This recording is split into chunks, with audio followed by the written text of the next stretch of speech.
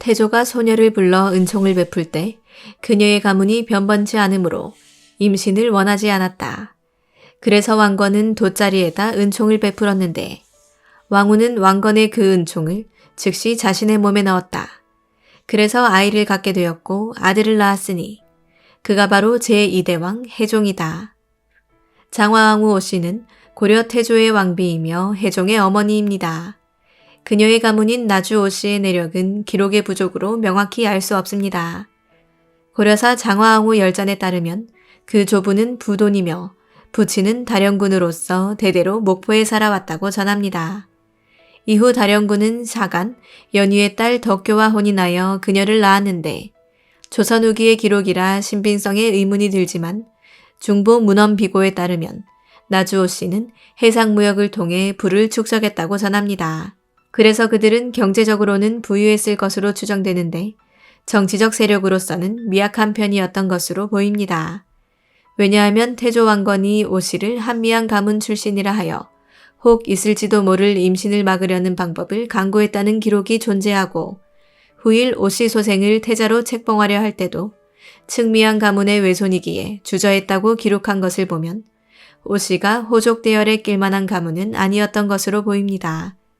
그래서 태조 왕건과 장화왕후 오 씨의 만남도 정략적인 혼인이 아닌 우발적인 동침으로 사랑을 나누었던 이야기를 확인할 수 있습니다.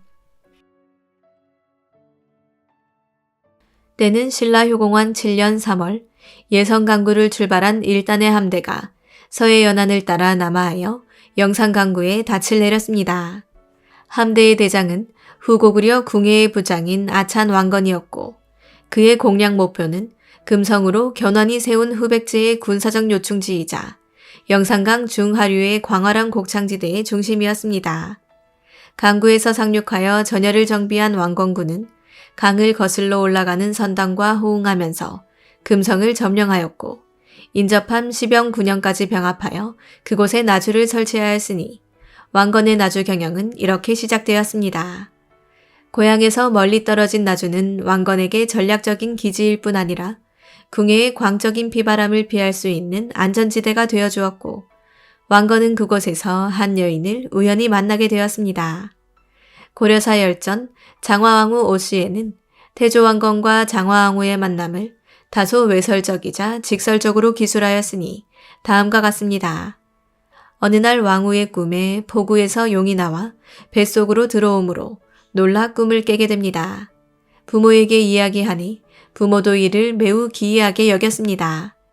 그로부터 얼마 지난 뒤 태조가 궁예의 수군 장군이 되어 나주를 진수하게 되었는데 함대를 목포에 정박시키고 멀리 냇물 위쪽을 바라보니 오색 구름이 떠 있었고 이를 이상히 여겨 가보니 처녀 하나가 빨래를 하고 있었습니다. 태조가 그녀를 불러 잠자리를 같이 하였으나 한미양 가문 출신이라 그녀를 임신시키지 않으려고 노력하여 돗자리에 은총을 쏟게 됩니다. 그 순간 그녀는 태조의 은총을 자신의 몸에 넣어 임신하게 되었으니 그 처녀가 후일 장화왕후고 그녀가 낳은 아들은 뒤에 해종이었습니다. 해종의 얼굴에는 돗자리 무늬가 새겨져 있었는데 세상 사람들은 해종을 주름살 임금이라 불렀다고 전하고 있습니다.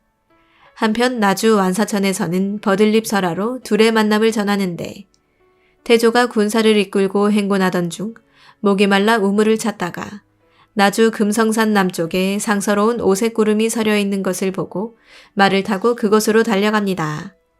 17살쯤 되어 보이는 예쁜 처녀가 우물가에서 빨래를 하고 있는 것을 보고 물을 청하자 처녀는 바가지에 버드나무 잎을 띄워 건네주었는데 태조가 이상히 여겨 버드나무 잎을 띄운 까닭을 물었습니다.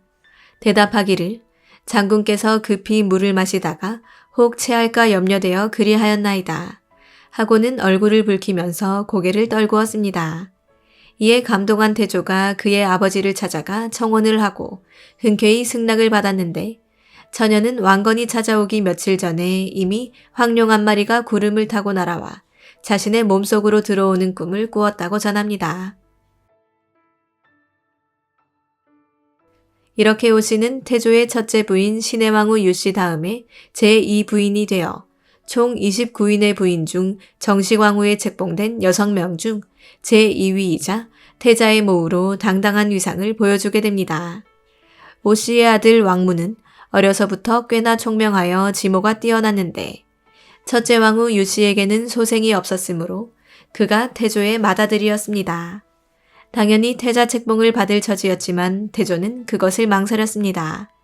건국 초기라 왕권은 약하고 왕위 계승 원칙이 확립되지 않은 상황인데다 건국 공신이나 지방의 호족을 배경으로 가진 왕자들이 많았습니다. 더군다나 나주오 씨의 미약한 세력은 태조에게도 큰 고민거리였으니 만약 왕무를 후계자로 삼게 된다면 장화왕후의 출신 때문에 어려움이 많을 것이라 판단했던 것으로 보입니다. 결국 태조는 왕무를 태자로 책봉하기로 결정하였고 그는 장화왕후에게 임금의 권위를 상징하는 자왕포를 보내서 이를 신복이자 혜성의 호족인 박수리에게 보이도록 하였습니다. 왕건의 뜻을 알아챈 박수리는 해종의 후견인을 자처하였고 그의 지지 덕분에 해종은 921년에 정윤에 책봉될 수 있었습니다.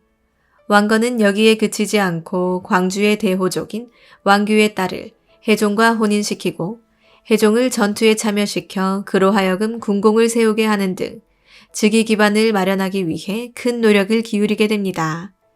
훗날 왕무는 신라 경순왕이 항복하려 개경에 왔을 때 왕건을 대신하여 경순왕을 영접할 정도로 왕건의 굳건한 후계자로 성장하게 됩니다.